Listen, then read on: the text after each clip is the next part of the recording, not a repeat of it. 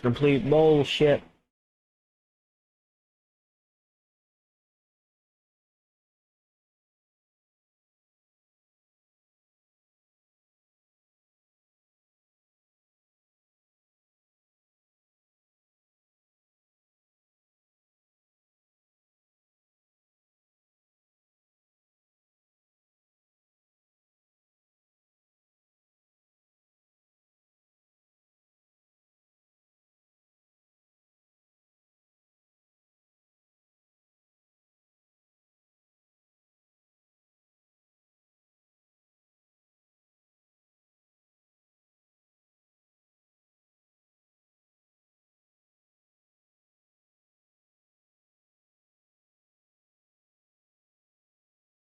Test test.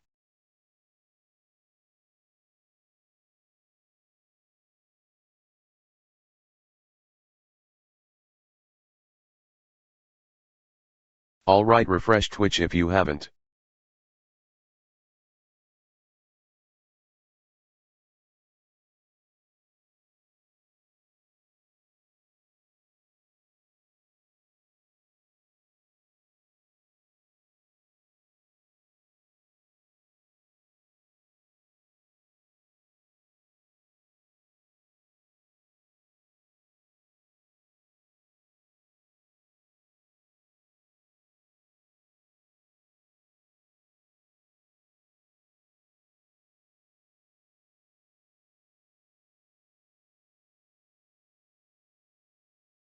He has returned.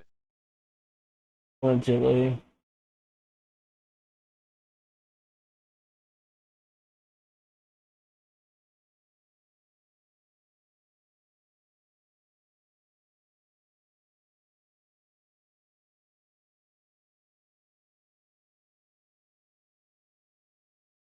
How long it's gonna take? That's 800 megabytes take fucking 6 minutes to patch.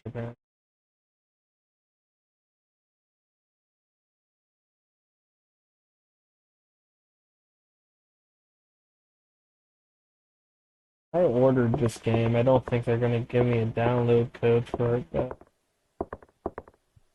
got Like, there's the no way you played this game and never got it. spoilers playing that if it shows up in the mail. See how much you're trying to charge for it. Dan, guardian of Delantine's sacred pizza oven.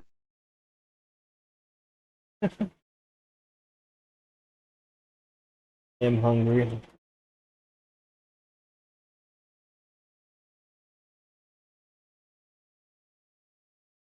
They haven't even put it out on here. I guess the Japanese version's already out. That's kind of why. Give me the stupid game. I had some chicken for dinner, which was my lunch originally, lol. That's probably what I'll be. I got leftover Pizza Hut. And, made chicken quarters yesterday. I'm gonna do one of those most likely.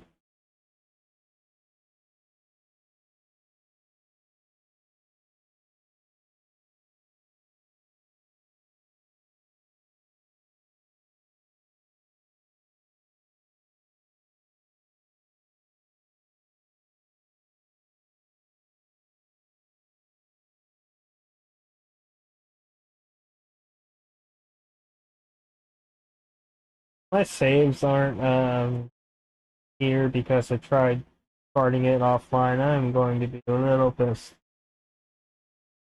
A little bit. God boy creator hates the new Kratos. Supposed to be a manly man. Dr. David Jaffe.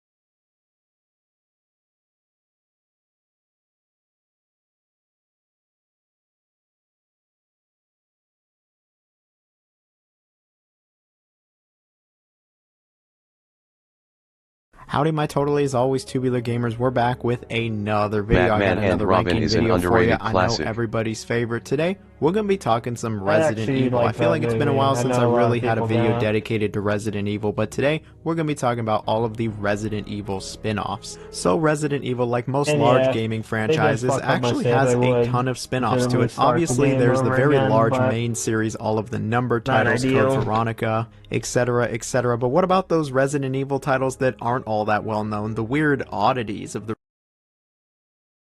And so here we have Umbrella Corps. Game, yeah? So for this entry, I've got two games, a double creature feature as I like to call it. I've got Resident Evil Resistance and Resident Evil Reverse. Both of these are multiplayer games. I've heard some people say RE versus slightly playable.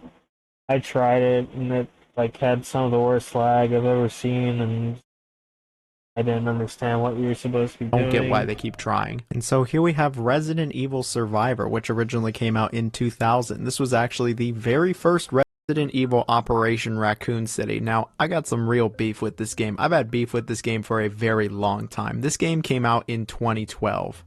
I remember I was very excited for this game. I didn't play Resident Evil Dead Aim, so to me this was the first Resident Evil where you could move and shoot. I was rather excited to go back to Raccoon City. It had been a while. I saved up all of my money for this game. How I was could you still have in been high school, so I excited didn't for really this game? have It much looked like money, but shit I when saved they all my announced lunch it. money. I scrounged around for as much money as I possibly could. I remember looking under my Kind of a bed, him finding all of problem. my coins, just so I could get this game on release day. And I managed to save up for it. I remember getting it after school the day it came out, coming home and playing it for a few hours and just being so disappointed. I remember beating it like a day or two later, messing around with the multiplayer and just kind of hating this game.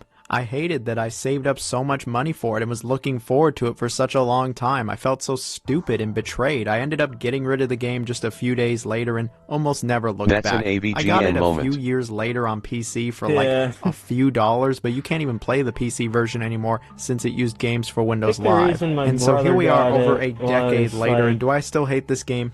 Yeah, I still he had kind of a do hate this replacement game, but I plan can on see his now that it PS4, isn't the worst PS3, Resident Evil game ever. and it There broke, truly are and the worse only RE model that was, games, like, but new it at the still time is was and cheaper always than the will one he be had to plan Operation for. Raccoon shitty to me. He So had the like premise, extra it $100 still bucks, is so he got decently this because interesting. it was It's like like the a week it came out. non-canon, just kind of hypothetical And that's when I scenario that played takes it, place and around the same time of Resident Evil 2 and and 3, when Raccoon it City was has truly gone to unplayable unless shit. you had And the co-op game partners. sees Like, Umbrella sending in a bunch of private military basically, there's contractors this to really just one kind of clean boss, things like, up here. probably a And couple so a hours, bunch of probably near fan the favorite end, where, locations and like, characters do show up if here. your Leon, teammates get Sherry, infected, Claire, there's literally Jill, no way you can Nemesis, they do actually show up here, progress. but things play out very And they differently would from just how they keep getting do in the main infected, series. so That's why it's a hypothetical scenario.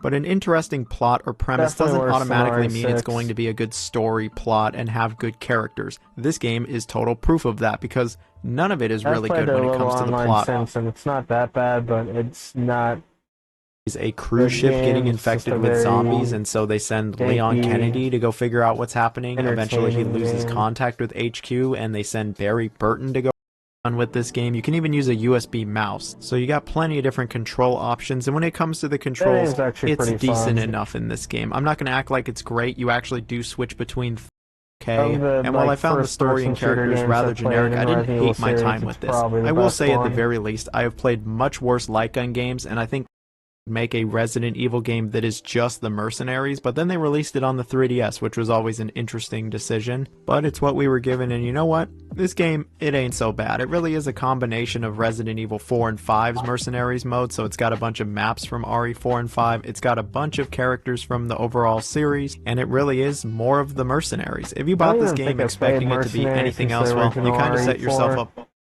So here we got Resident Evil Outbreak, which It should released be for the higher. PS2 in 2004. Now, I never played this one when I was younger, I just thought it was a crummy spin-off, but over the years I've heard a lot of people actually say that this is one of the better spin-offs in the Resident Evil series, so I was eager to try it.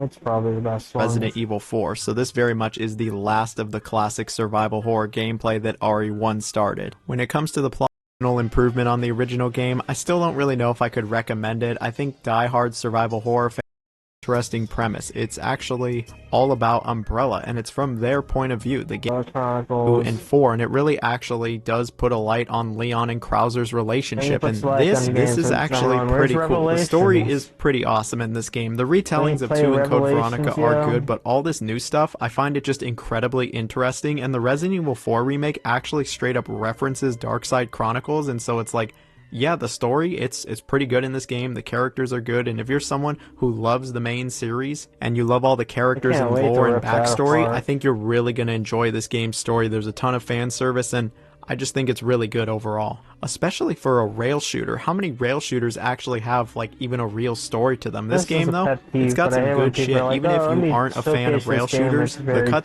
clearly alone like make this game worth playing. But very when it comes to souped-up actually playing the PC game, it emulator. is very similar to the Umbrella Chronicles. It is a rail shooter where you move, on rails, and you're shooting basically everything that moves. You can now switch between weapons, like whenever you want. You can actually save the herbs instead of using them instantly, and the game just feels a lot better in general. The shooting feels really great, it controls well, it's satisfying for the most part, and it's just really easy to pick up and shoot. The gunplay, it's nothing short of awesome, and then you go through plenty of awesome set pieces. I mean, them recreating 2 in Code Veronica is really great, and it's always really great to see somewhat different interpretations of these older games, especially Code Veronica, since we actually still don't have a remake of Code Veronica. Hopefully that changes soon enough in the future. Right now, this is the closest thing we have to a remake. But what I'm trying to say is that there's some really great set pieces here. The levels are memorable, you're going to have a lot of fun, you're going to blast the shit out of everything, and yeah, it actually feels pretty nice. There's even some rather basic puzzles that show up, and you know what? At least it gives this game some variety. Not that it really this needed update's it. I mean, it's a taking rail shooter. You know forever. what What you're the getting into fuck? with a game Game like this. better But the run most like important thing glass. about this game is that I actually had fun with it. Or Way more water, fun than I ever whatever. expected. Like, I thought maybe I'd have a Elements. little bit of fun. I thought Umbrella Chronicles was cool, but this game, no. This game is awesome. It really is one of the best rail shooters of all of the 2000s, and I just had a total blast. The presentation is also pretty decent for it. Again, for a Wii title in 09, yeah, I think it looks good. On the PS3, it probably looks a little better, but that original release, yeah, it was good. Overall, this They really released it on actually is a very PS3? good game. I very Actually much did not recommend know it to that. anybody that likes rail I shooters played or Resident the Evil. I new really do version of think that this is RE5. That was the actually best pretty of the fun. Resident Evil It's spin-offs. basically just Again, it RE5 is with worth the noting, Wii I don't think controls. Revelations 1 or 2 or Code Veronica are spin-offs. I think all of those are main games, but I don't think RE spin-offs get better than Darkside Chronicles. As you can see, Resident Evil and spin-offs don't exactly have a great track record. What are you talking about? They're all amazing. Um, Scariest game you've ever played? Eh.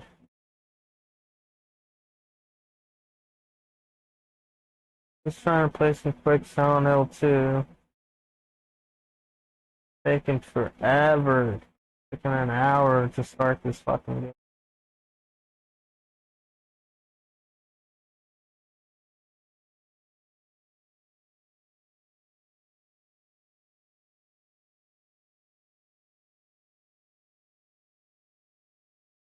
Yeah, so Red Hot Chili Peppers cover is a song that has like no drums in it. Cool. Trump on being targeted by the media. Ah, Joe Rogan's an idiot.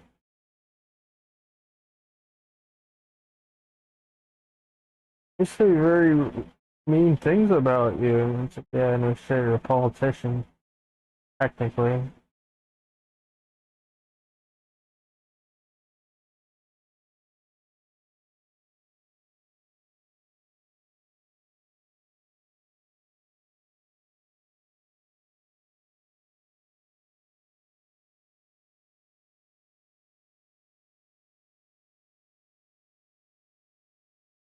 Um,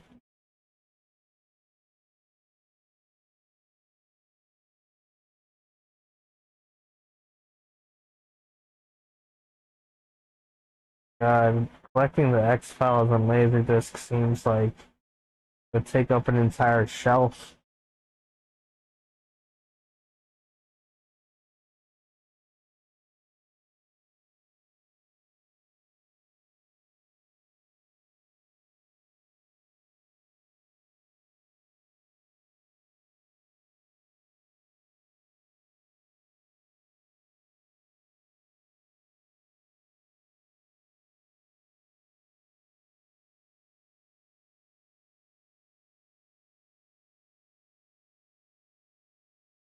Mark of the Mermaid.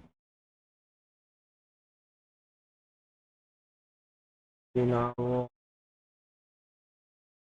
G thing.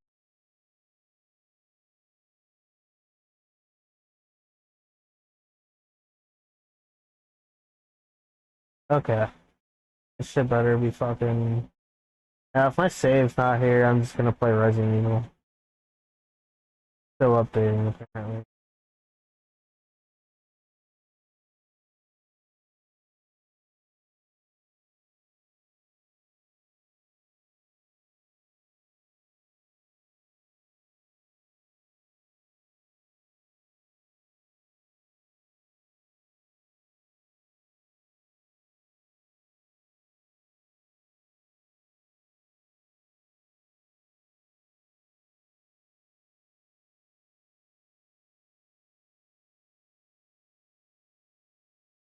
It's verifying again.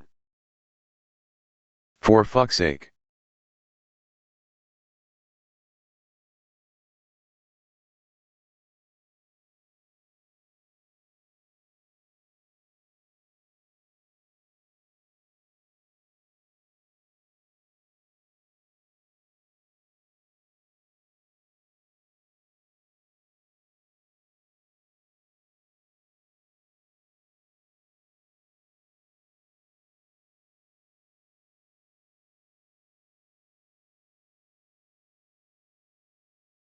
Why would you even bother to optimize this game for the Steam Deck? Like, what are people expecting to play on a handheld phone?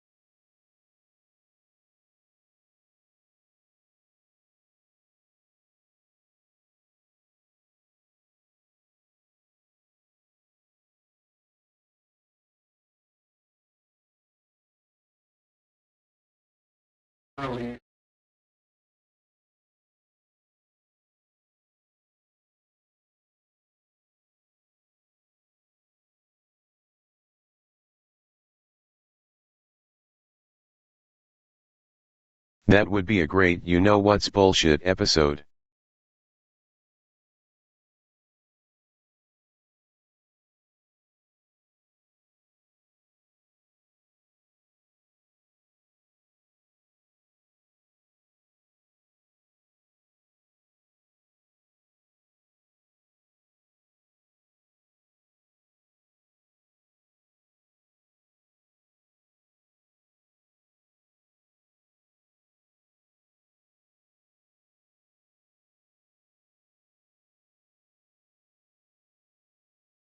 Out of your mind? There's no bloody way I'm going to pray for you. Welcome to Watch Mojo, and today we're counting spin-off Squid, the third birthday. Didn't exactly. Silent Hill and Manhunt were sort of the dominant horror games during the PlayStation 2 days, but one that few remains age, the visuals can characters, each with their own stories and paths. I'd do it myself if it weren't for this whole stuck-in-a-painting thing. So why don't you just take your not stuck-in-a-painting body through this door and we'll get going? If you've never heard of this gem, it's probably because the Kinect had an infamous reputation by the time Haunt launched. This was one of the few games on the Kinect where the controls actually worked while providing fun gameplay. Players had to actually use their full body in order to explore a mysterious idol. This game condemned criminal origins. It made funny there for a while. Face as white as bone and eyes as black as coal. Like you'd seen a ghost or something. Published by Bethesda Softworks, Call of Cthulhu Dark Corners of What Platform is a truly creative horror game with its enemy variety. After all, how do you maintain being scary under a turn-based structure? Close. Got it? Game would inspired. You're likely to hear Once, so don't forget. If you have never heard or played Hell Knight before, well, that's because it was only ever released in Japan and Europe. Hell Knight tasked players in uncovering the secrets of an enigmatic cult while avoiding zombies in Tokyo's dark and foreboding subway. Few ever seem to remember Clive Barker's Undying. Undying was captivating with its World War I setting and dark, and so the Daddy says we gotta keep her up there for her own good. Excuse me? If you enjoyed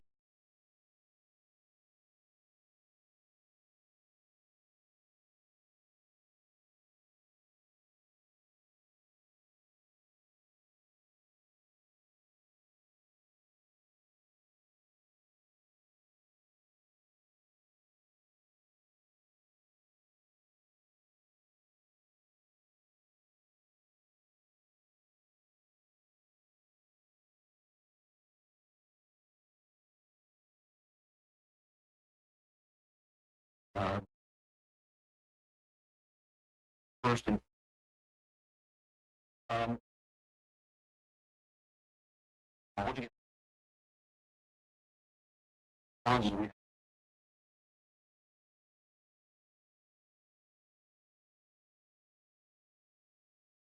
have about something incredibly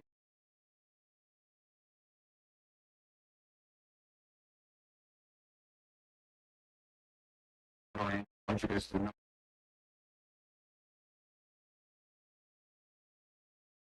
There's a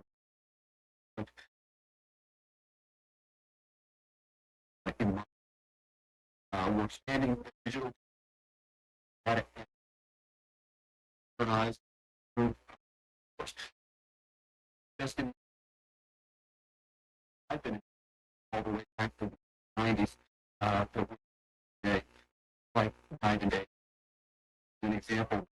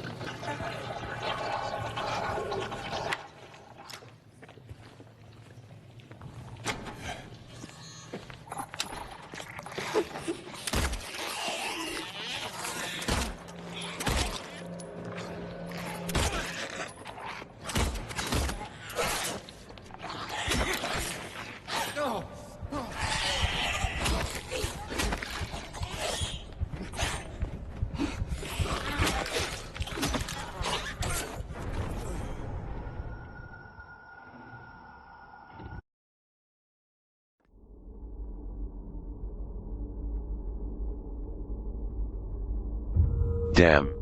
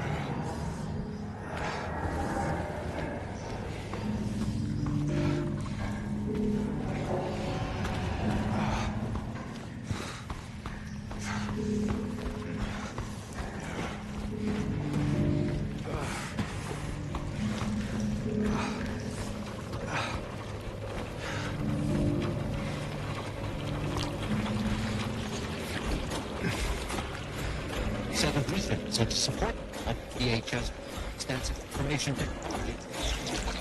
It seems as how it cures that process. The global network was conducted. This is key information. Well, my role is to ensure that are effectively cybersecure and orbit and sure effectively our information security. Part of that is also complying with the federal laws, mandates, the center, sure, prioritize resources comes to effective ways, shaping our agency as part of that as well. So I'm very happy to work and sort of personally based part of our podcast. We are pretty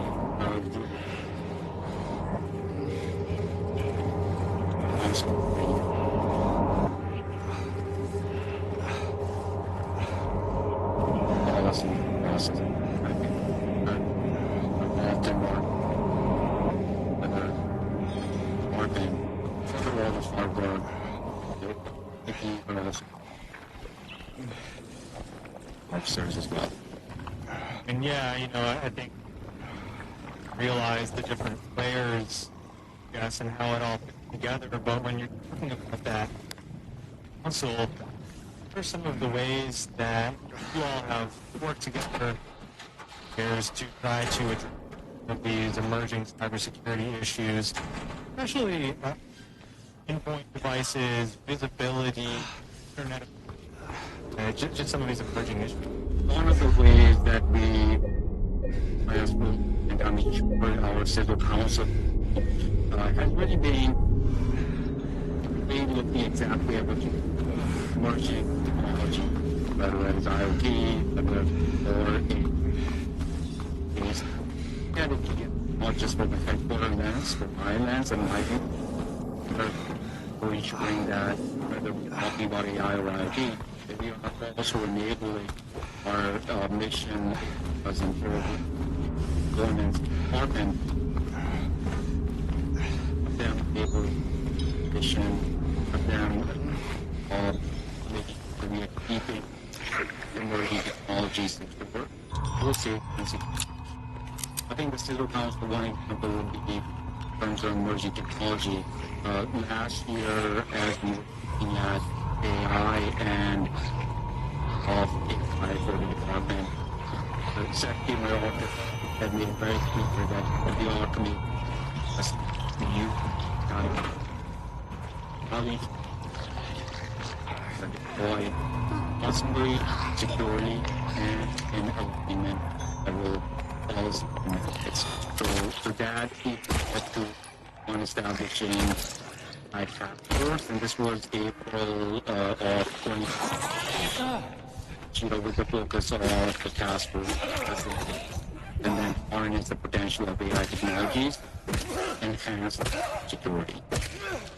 Part of the civil party took that challenge and developed our AI cybersecurity strategy here that was aligned with that AI task force and also just published.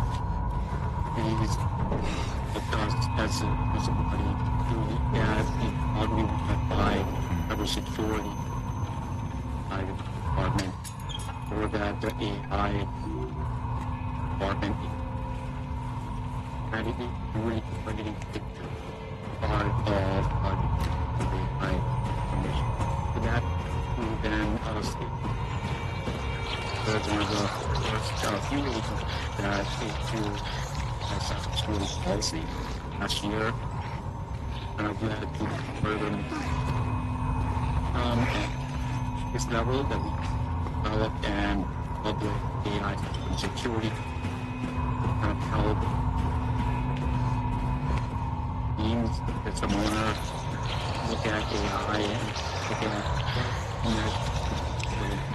larger mean, with that AI development has been helpful to have this responsibility. Why? Because we're looking at, from an AI standpoint, one of the things that I have been saying for a while now, you will hear that other departments in the private sector, so it is very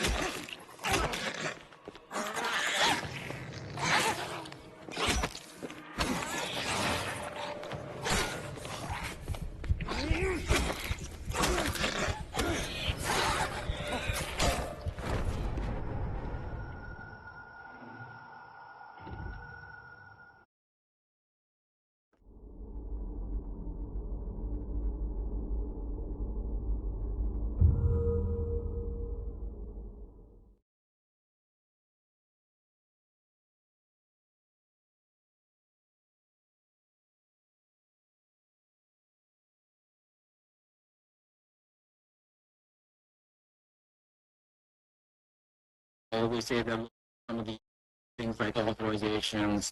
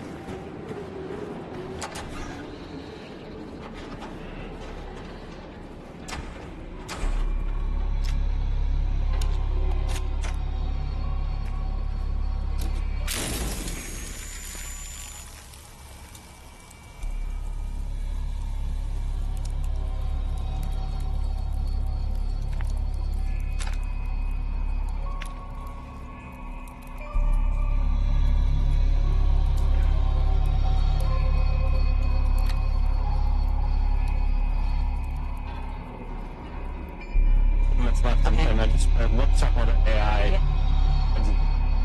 But I'm talking now. A place for a way you just need to find. You're curious about understanding the middle ground. What's else? And talking about how you all are helping people.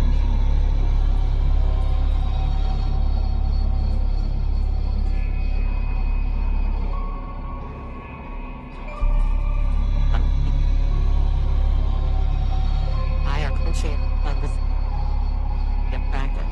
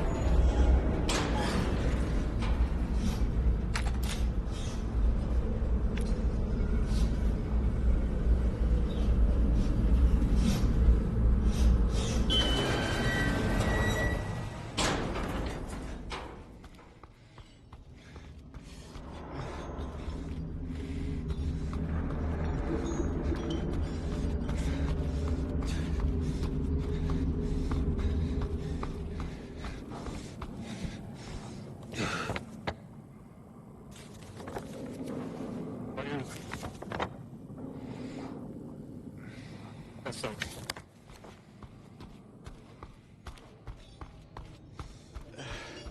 Bread.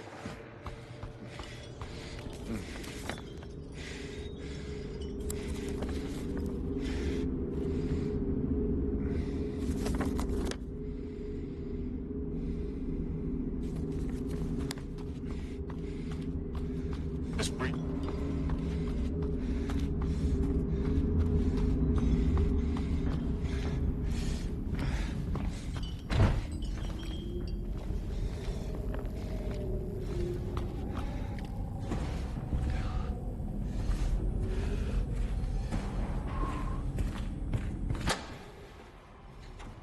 I like it.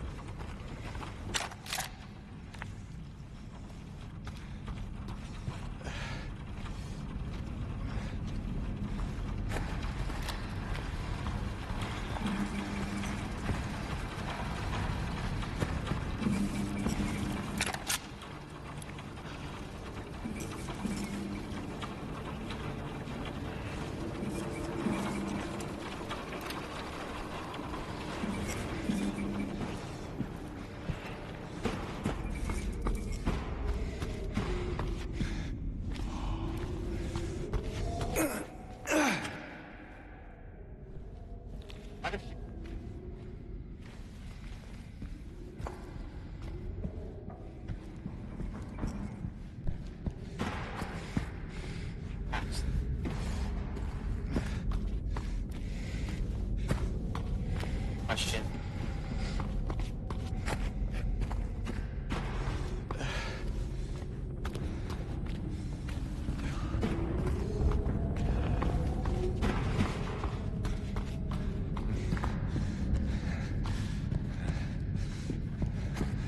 Business.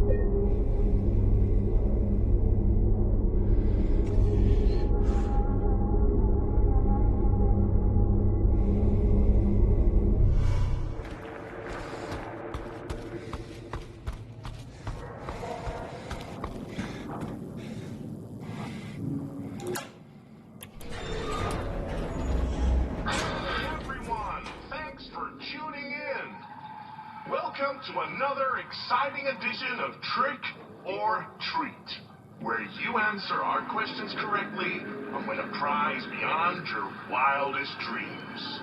Or you fail to answer correctly and receive the punishment. It's all in the hands of our lucky contestant, James Sunderland. James, are you ready to play Trick or Treat? Excellent. Here's your first question. In the early 1800s, a terrible disease spread across Silent Hill, resulting in the death of many of its inhabitants. Their bodies thrown into the lake to sleep forever in their watery grave. How many souls were lost during the plague? 1, 42, 2, 67, 3, 85. Know the answer? Well, you better hold on to it. You never know when it might come in handy. Now, on to the second question. Follow Sanders Street heading east and further on to the outskirts of town. That's all about. Turn to the claims. Talk a little bit about some key differences. My guests today are Williams, who is my author, you off the show. Federal. I love what I do.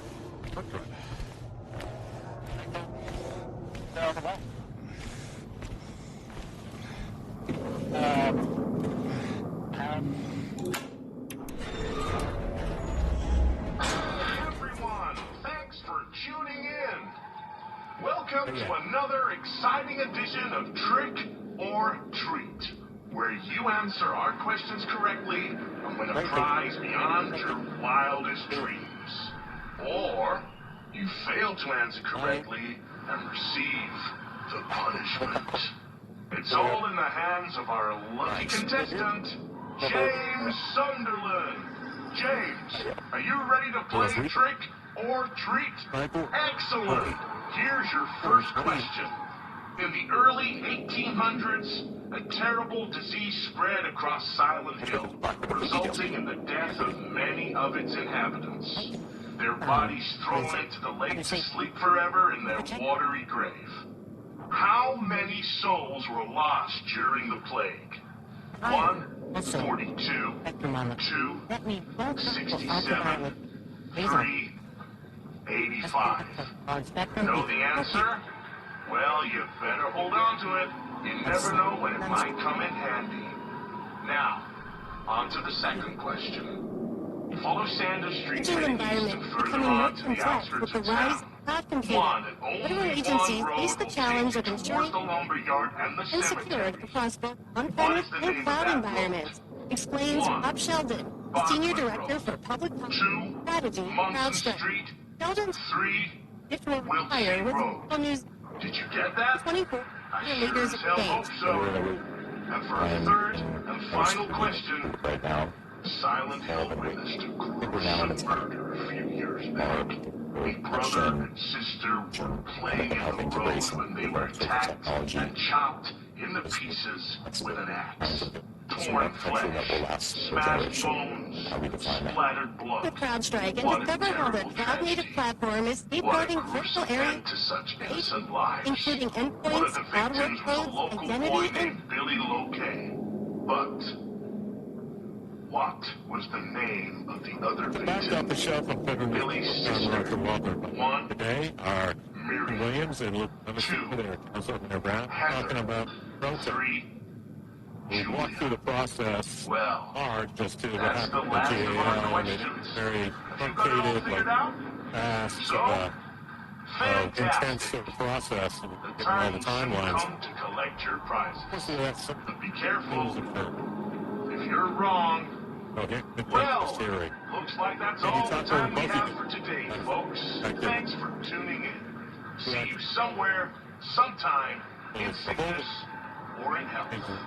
Bye. The mum. What the hell was that?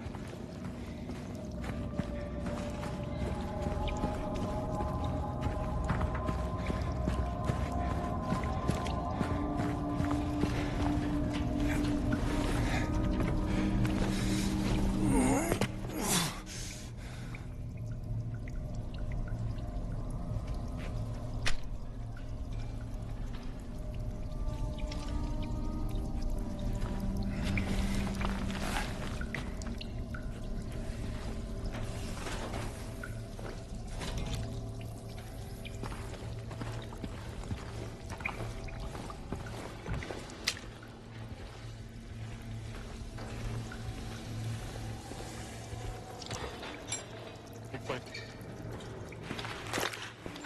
James. Mary! Oh. Maria, I thought. Yes, today Sorry. are Evan Williams and Luke Levasseur. Anyway, I'm glad you're alive. Now we're talking about the Anyway. protest. I'm Roger What do you Waldron. You're mean, listening to anyway? Off the Shelf.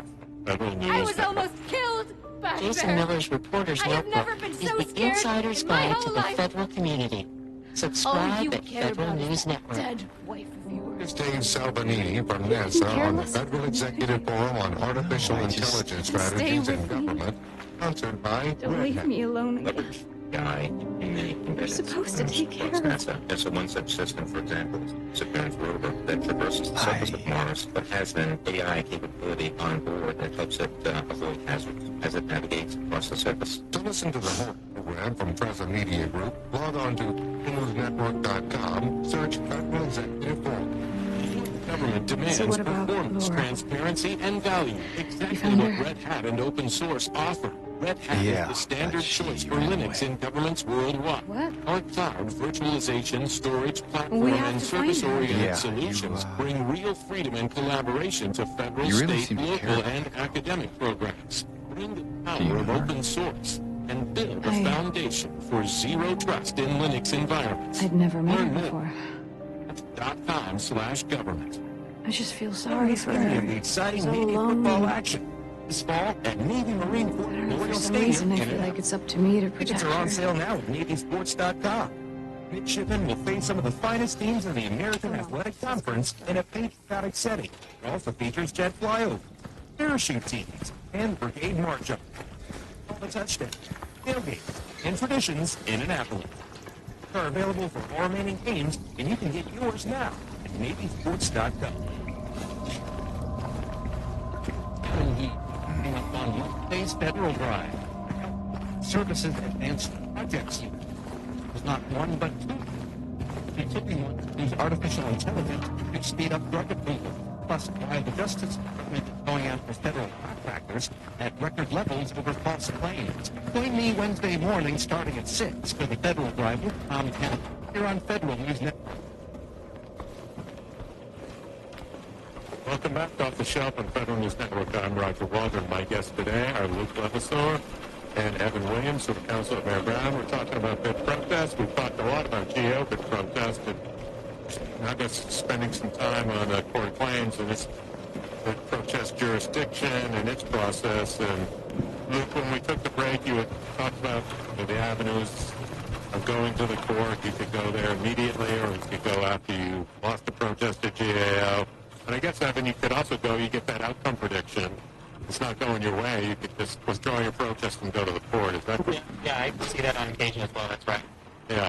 And Luke, you were talking about it's not an appeal and a review of that decision. It's basically a whole new bid protest case, de novo review. So can you take it from there? So I changed my mind. I don't want to go to jail. I want to go to Court of Claims, and I filed my bid protest. Can you talk about the process and maybe some of the differences or similarities between the court and GAO? And Evan, feel free to chime in as well as when Luke walks through this.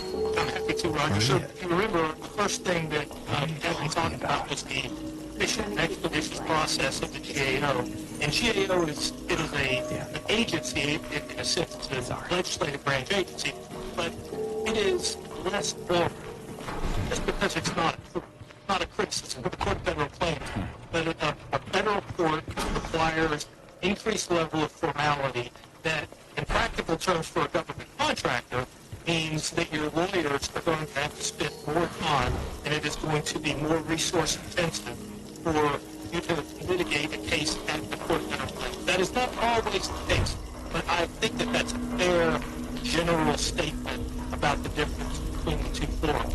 Obviously, GAO is a large group of lawyers, but they have a hierarchy, and their decisions are made by that group of people in a very consistent manner, whereas the Court of Federal Claims is 16 judges. I don't know off the top of my head exactly how many judges, but they are each appointed by the President, or nominated by the President, or by the Senate. They are independent judges. So Judge X might read the opinion of Judge Y and think that it's a perfectly good opinion, but he's not bound, he or she is not bound by the decision. And they can reach different conclusions than their colleagues on the court. Whereas I think GAO, because of the hierarchy, they apply the rules more consistently. They are required to get us in essence by structure of the organization, whereas I think the court federal claims will frequently rely on their colleagues, but they're not required to disagree. It's also, because it's a court, the remedy that is available to federal claims is different. When a GAO decides a case, it makes a recommendation to the agency. Because it's an arm of Congress, they don't have the ability to order the agency to do something. But a court is a court, so a court issues orders when it's finished with its analysis and commands the agency to do what the court finds to be, or determines to be legally required. So the morality, the remedies that are available at the court are different. That said, whenever an agency is recommended a particular course of action by GAO, they almost always do it. So practically, that's not a gigantic difference, because if an agency thumbs its nose at GAO, they have to file a report with Congress. Congress doesn't particularly like that, I don't think, so they tend to do what they're told or what they're recommended by GAO. But back to the court. You think you can give me a hand? Technically applies the Administrative Procedure Act, which is a statute that requires that you give agencies deference with respect to mostly factual decision-making, and unless the agency's decisions are arbitrary, capricious, as opposed to the GAO's essentially making determinations for reasonableness of agency decision-making. Again, a bit of a distinction without a difference, because the practical terms, it tends to be very similar. One of the big things that drives people to the court, as opposed to the GAO, is the desire for a complete record. The GAO, prior to protest, received your debriefing, but you might have received a relatively limited debriefing with respect to information about the awardee, if you're the disappointed offeror. So you filed your protest. You don't necessarily get to see the awardee's proposal. Come on. The lawyers don't necessarily get I think I know where those rings belong. or the evaluation of the awardee's proposal, which is where there might be, you believe there might be some serious problems, but if you don't have sufficient grounds, you can't get a hold of them at GAO. At the Court of Federal Claims, there's an appendix to the court's rules, Appendix C. It dictates exactly what the record is going to be, and it's largely the entire procurement record. So you get the protesters' counsel gets to see the entire procurement record and make additional arguments based on that record. So in terms of the formality, basically the way it works is you file your protest, you have a meeting or two meetings with the court and all the parties, and you make a determination when the government is going to produce its record, and then by and large, if there might be a motion to dismiss, but putting aside the motion to dismiss, if the protest is going to proceed at the court, you have a briefing schedule that the parties and the suggest the court accepts, and you basically file your briefs and say, this is why, based on the record, the protest says the decision should be upset, and an injunction should be entered, barring the government from proceeding, and the agency and the intervener, the awardee who's able to intervene in the proceeding, generally argue the evaluation was appropriate, correct, systematically solicited, and shouldn't be disturbed by the court. And so the other difference is, Evan talked about a 100-day clock at GAO. There is no 100-day clock at the Court of Federal Claims, but the agency is represented by the Department of Justice at the Court of Federal Claims. That's another difference. Not the agency counsel. The Department of Justice is the lawyer for the government in the court. They tell the judge how quickly the agency really has to have the decision, and my experience is the judges work very hard trying to comply with the request of the parties for expedited decision. Usually there would be 4-ish months between the filing of a Court of Federal Claims protest a decision. It might be a little less than that. Every once in a while, there'll be a decision that it gets hung up in the process and it takes a little longer than is expected, but that's unusual. Yeah, that's a great way to lay it out. I appreciate it. So I'm going to ask some quick questions and get on both the GAO and the court. So at the court, if there's a hearing, it's really like oral argument. Generally, there are witnesses, generally, in cross-examination, that sort of thing. Is that correct, Luke? Generally. That is exactly right. It's just oral argument, at least in every protest that I have seen. Yeah, I could. I mean, every once in a while, the court can authorize depositions. I was involved in it. That happened. It's the exception, but on occasion, there'll be depositions. There'll be a part of the record as well. Right, so you might be signing to a deposition and part of your argument on some factual issue or interpretation of something. And then you mentioned, which I didn't talk about earlier, interested parties, like interveners. That's really generally the awardees in most cases. Can it also be other losing offerors, or do they have to protest independently? Both at GAO and at court. Yeah, sure. So I think generally speaking, if you be an intervener, you have to be a contract awardee. Whereas if you're a loser, disappointed offeror, or you want to be a part of the litigation, you have to file a protest. Well, I think both the GAO and the Court of Federal Claims keep it relatively tight, not having a wide scope of party lawsuit. Does GAO kind of, if he gets multiple protests on a particular, procurement, do they get consolidated into one sort of decision process? It's a good question. The default rule is that the protests will remain separate, and I think a part of that is just administering the various protective orders, administering the record. The GAO wants to keep it separate, but if there are efficiencies achieved by consolidating, that will happen. I think that's more when you start getting above 10, 15 protesters, then it's just hard to manage the separate dockets. But if it's a handful of protesters or less, I think you would expect them to be separately litigated. Yeah, I agree with that. And one thing I would notice, we had talked to the coalition, not the GWACs, the government applied acquisition contract procurements, and those are very good examples of groups of cases that were so voluminous in number that if the GAO or the Court of Federal Claims judge had tried to manage them all independently, I'm sure he or she would have lost his or her mind. There was an incredible volume. I can't imagine. I wasn't involved in this case. I'm sure it's extraordinarily difficult to administer the volume of claims that there were, even consolidated. But if you tried to do them separately, that would just be crazy.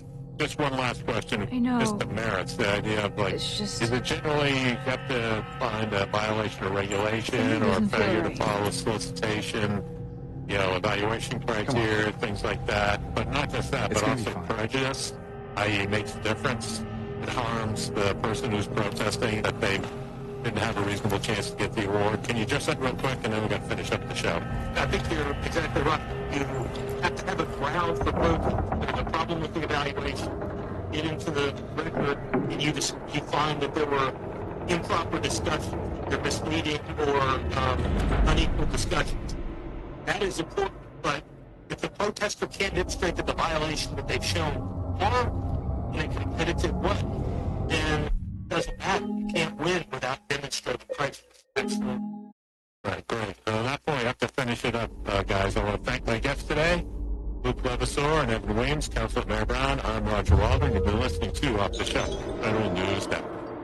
You've been listening to Off the Shelf with Roger Waldron of the Coalition for Government Procurement on Federal News Network. Tune in Tuesday mornings at 11 or subscribe to this show on iTunes or Podcast Network.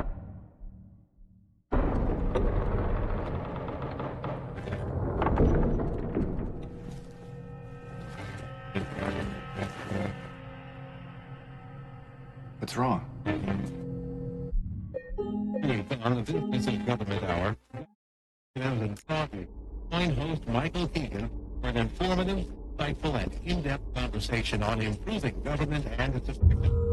Individuals are truly changing the way government does business. Week on the Government Hour. Government isn't usual. Business, government, pretty much. 10 a.m. on Federal News Network. Is the threat from hackers becomes more pronounced and harder to defend against, it's more important than ever for tools to data.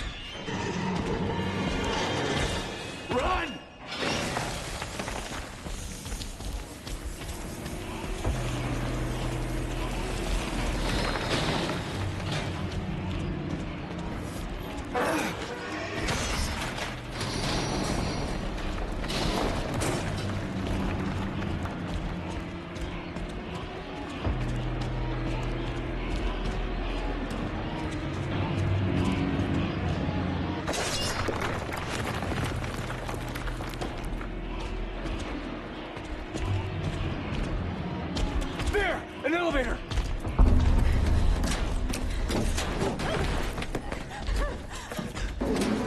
Come on, hurry!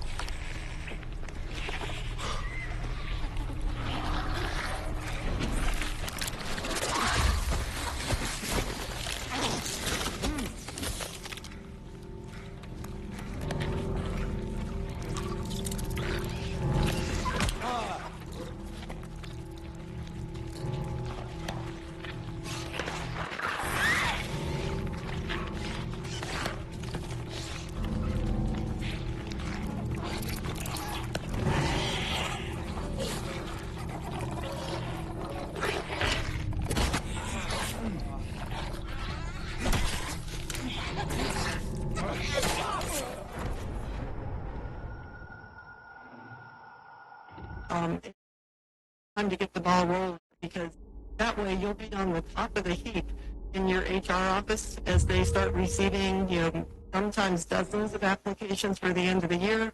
And it's not that your application's going to get to OPM any sooner, but within your agency, your HR office has some work to do, your payroll system has work to do to get you off the payroll and into that transition to retirement. So the early bird does catch the worm here. It's almost like getting your requisition into your acting office or sooner, because you've got a stack of work to do and you start from the top of the stack and I guess work down the bottom or something like that.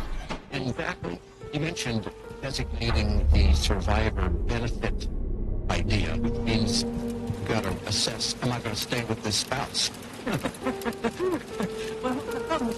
is that how you assess it? Well, of course. My own is, that's funny, I'm making laugh. My own telling people about the survivor benefit election is to think about it while there's two of you, you and your spouse living, and usually life is good because you might have two sources of retirement income, you might have two Social Security checks, both of you perhaps have saved money put away for retirement, but then try to think in terms of what if it's one of us, whether it's me or my spouse who survives, because usually we don't both go down in a plane crash, usually one spouse outlives the other. How is that going to look? So keep in mind, one of those Social Security checks is going to disappear. You're going to keep the higher of the two, but not both. If you're both federal retirees or you both have a pension, I know in the private sector it's rare to have a pension, but you might have two pensions. One of those could disappear. Your savings could be depleted by the time one of you dies, because what if one of you needs long-term care? I was talking to someone the other day that's paying $11,000 a month for their father to be in a nursing home right now, and that depletes assets really quickly, especially if you don't have long-term care insurance. Yeah, in this day and age, $11,000 a month is actually a target. Crazy. Exactly, yeah. That's like the national average, but I know in the D.C. area you could push upwards of $15,000. And getting back to the idea of end-of-year retirement and the paperwork in, we also have to get employer certification, somehow paperwork for Medicare Part B. And talk about the timing of that. That's going to maybe some of the coverage you have elsewhere as you pick a different plan. It's a little bit I hear this from your listeners, and I hear it, of course, in the area of benefits. So many of our retirees do retire in their 60s, some well over age 65. So while you're working and you have employer health insurance, you don't really need Medicare Part B yet. Part B is really the part of Medicare we all stress out over because it has that monthly premium, which right now is over $170 a month per person. So if it's you and a spouse, that. And you don't use just Medicare by itself. Medicare Part A and B does not have catastrophic protection. It's never meant to stand alone. So what are you going to use once you retire to supplement Medicare? Well, the best supplement for Medicare is one of your federal health benefit plans, because those will generally fill in the gaps. So what happens is Medicare will pay first for your hospitalization, for your doctor visits, for your lab work, for all those expenses that are medically necessary. And some of your federal plans, not every one of them, but you want to look for the ones that do this, they'll cover the rest. So Medicare might pay 80%, your federal health plan picks up the other 20%. Zero out of pocket. In picking the best health plan to do that, because you don't want the most expensive one, because you really don't need the most expensive one. You need the one that caters to the needs of people over 65. You might need a good hearing aid benefit. You might need, if I fall, I might need some extended rehab. Find plans that have those extra benefits for the elderly. I hate to call myself elderly, but I guess I'm getting there. Well, I won't mention you, John. I don't like that term, but I guess now I know why my mother was offended when somebody called her that elderly woman one time. Yeah, when people start to call you, hey, and you're like, well, yeah, you're right. There's nothing I can do about it. But it's important to stress the point that Part B is not supposed to be comprehensive. And when you look at the other plans to supplement all of that, the advantages by many names, that's when you interact with Part B. You have to figure out, sure, whether you take Part B itself or Part B incorporated plan. Right. Yeah, and nowadays, some federal, a lot of people reach to the fact that federal health plans promote our health good and better than Part D, so you don't need Part D. The time, because the result of the Inflation Reduction passed a couple of years ago, believe it or not, that act of Congress had some provisions in it to expand the benefits of Part D, setting a cap on your out-of-pocket medications to no more than $2,000 a year. No matter what medication you need, how many thousands of dollars it costs per month, you won't spend more than $2,000 a month if you have Part D incorporated with your federal health plan. Many of the plans, if not most of next year, will include that Part D benefit for retirees or people 65 and older who have Medicare A and Medicare B. So even if you're not going to enroll in Part B, you can still have coverage under Part D. But even despite that, a lot of our retirees don't want Part D, and it's the basic reason why they say that, because if you have Medicare Part D, the doctor says, hey, here's that manufacturer coupon. That $10,000 medication is only going to cost you $10. You can't use that if you have Part D, because part of that Inflation Reduction Act prices low for drugs. So if you get that $10 coupon for 6 months worth of that medication, likely the drug cost. Are some to learn about Part D? Right. So the plan had covered kind of double insurance. Well, if you have a federal health plan that offers the Part D as another benefit, you'll either be under the Part D plan, and if you're under FEHB, it's optional. You can opt out of it if you think, well, I don't really spend that much on medications. I'd like to use those coupons if I have the need for it. Then you can just go back under your regular federal health plan drug benefit. Part D is not going to cost you any extra other than your higher income, because we have those income-related monthly adjustment surcharges that you pay on Part D and Part D. Another thing that complicates this for a lot of retirees. In any case, you should always shop drugs, because you can get a 1-to-1 or owned by a farmer or distribution contract. I've seen stuff on medication. You gotta really be careful, because that is one of our biggest expenses as we get older. I just got off the phone with a friend of mine who is my age, and she goes, I need a bigger pillbox because I'm taking 8 pills days. I went on Amazon and sent them. We send them our latest CD of the Rockstar, and now we're sending them pillboxes. Oh, here we go. Elders. Hey, I'm just... No. Season. I have. Open season. How to work.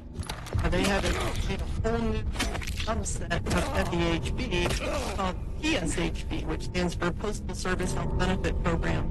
And the postal employees and the postal retirees will all be placed under a Postal Service Health Benefit plan next year. Starting on January 1st, your version of FEHB will now be a different plan number and fall under this subset of FEHB. Premium. Looking at the premiums for postal plans, and some of them are a little more than the FEHB variety, and some are actually less. Like an example of that would be the letter carriers plan, which is one of the postal plans. That plan has been popular with non-postal as well as postal employees as well as retirees. One's going up pretty much more than average regular PHB enrollees next year, but it's actually not going up nearly as much for the postal group. So that's good news for them, not so good news for the PHB who want to stay in that plan. But yeah, there's a lot of examples like that throughout the program. And you have already identified plans that are both below and above the average. Exactly. Yeah, because I always, I read that and I know it makes nice headlines when you say the average, FEHB plan's going up 8.7%. Well, who cares about the average? I want to know what mine's doing. If mine's going up $87 a month, I think I'm going to pay attention to that. look at all the plans that are similar to that. If I like that type of plan, whether it's an HMO or fee for service, or if it works well with Medicare or it doesn't, I'm going to find the plans, because there's going to be 3 or 4 other plans that do the same thing at a different price. And so you want to find one that works and meets your needs, but maybe save you some money. Even if that plan went up, it may not have gone up as much as the trend. And what do we know yet adds and subtracts of the offering SVHB? Yeah, that's yet to be determined. I don't see a lot of changes there. We saw a big one last year with Humana. Now they're dropped out of the federal benefit program, and that did the number of plans drastically because they were everywhere. I don't know. I haven't heard about any of our current plans and see any reason why they would be leaving, but announcement will be coming out probably with weeks. And if you're looking for something make sure a particular and I'm patient that will not on our website the email. A lot of fuss was IVF. He said FSEB program CEO said that don't ask about the guys about it. As far as I'm understanding, they're expanding a higher rating. A lot of the IVF program. Look for that, and I mean, you might find hopefully enhancements or better benefits here, because I know.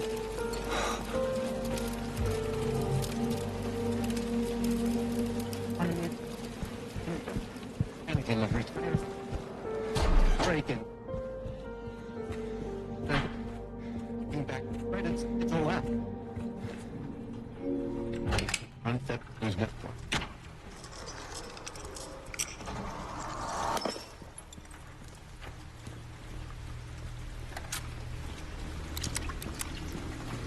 When it comes to implementing a zero-trust architecture, the experience of your user is important as any new cyber capability. Jim Smith, the DoD and Field CTO for Palo Alto Network, by having both security and a good user experience with Federal News Network and its 1,003 site leaders experience presented as often.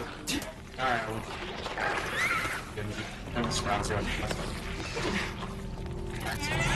Busy. Of course, better. But my ask them for that conversation.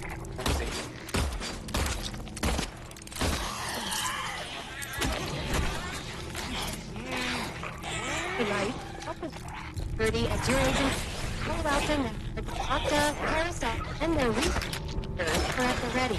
Visit federalnewsnet.com. Your leader. Like to be out in the sun. My sunscreen and other safety measures are to protect skin from aging and cancer. 50 men's SPF or higher. Also, look for broad spectrum on the. Let me. Number SPF plus broad spectrum. www.fda.gov/sunscreen for more information. A message from the U.S. Food and Drug Administration.